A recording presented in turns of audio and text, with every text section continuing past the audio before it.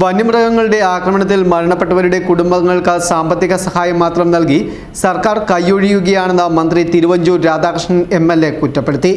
കാർഷിക മേഖലയിലെ വന്യമൃഗ ആക്രമണം തടയണമെന്നും ബഫർ സോൺ ഉൾപ്പെടെയുള്ള വിഷയങ്ങൾക്ക് ശാശ്വത പരിഹാരം കണ്ടെത്തണമെന്നും ആവശ്യപ്പെട്ട് UDF സംസ്ഥാന വ്യാപകമായി നടത്തുന്ന സമരത്തിന്റെ രണ്ടാം ഘട്ടമായി ജില്ലാ കമ്മിറ്റിയുടെ നേതൃത്വത്തിൽ ഫോറസ്റ്റ് ഓഫീസിലേക്ക് നടത്തിയ പ്രതിഷേധ മാർച്ച് ഉദ്ഘാടനം ചെയ്ത് സംസാരിക്കുകയായിരുന്നു അദ്ദേഹം.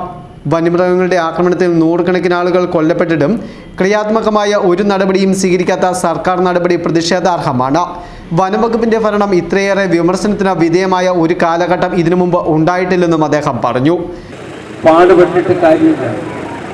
കൃഷിയിടങ്ങളിൽ ആ വിളവെടുപ്പ് സന്ദർഭം വരെ സ്വാഭാവികമായിട്ടും എത്ര കാലമാണ് കാത്തിരിക്കേണ്ടി വരുന്ന ആ സന്ദർഭത്തിനോടുള്ളിൽ പല പ്രാവശ്യം വന്യമൃഗങ്ങൾ ആക്രമിക്കുകയാണ്.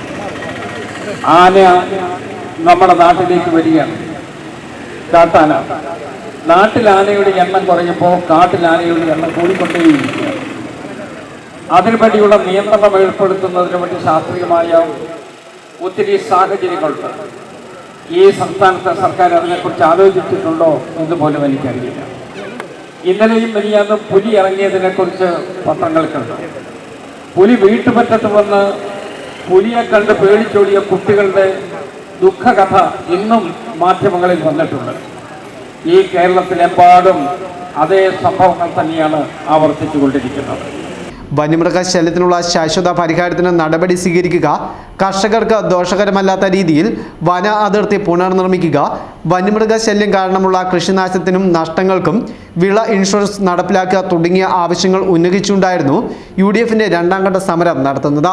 സമരത്തിന്റെ ഒന്നാം ഘട്ടമായി പ്രതിപക്ഷ നേതാവ് VD സതീശന്റെ നേതൃത്വത്തിൽ മലയോര സംരക്ഷണ യാത്ര നടത്തിയിരുന്നു. UDF ജില്ലാ കൺവീനർ ഫിൽസൺ മാത്യൂസ് അധ്യക്ഷനായിരുന്നു. മാണി സി കാപ്പൻ MLA മുഖ്യപ്രഭാഷണം നടത്തി.